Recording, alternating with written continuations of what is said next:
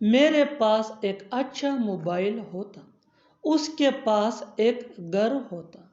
آپ کے پاس ایک کار ہوتا، اس کے پاس ایک کتاب ہوتا۔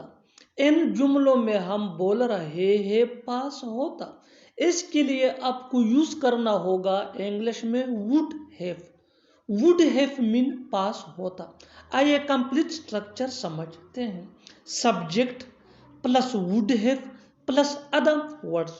آگے ڈیٹیل سے سمجھاتا ہوں مثالوں سے۔ Let's see some example for better understanding. میرے پاس ایک اچھا موبائل ہوتا۔ I would have a good mobile۔ I would have a good mobile۔ اس کے پاس ایک گھر ہوتا۔ He would have a house۔ He would have a house۔ آپ کے پاس ایک کار ہوتا۔ You would have a car۔ You would have a car۔ اس کے پاس ایک کتاب ہوتا۔ اس کے پاس ایک کتاب ہوتا۔ He would have a book۔ He would have a book۔ یہ ڈیلی روٹین کے سینٹنسز ہیں جو ہم روز بولتے یا سنتے ہیں۔ اور آخر میں یہ سینٹنس آپ کے لیے کامن سیشن میں اس کا جواب ضرور دینا۔ آپ کے پاس بہت پیسے ہوتے۔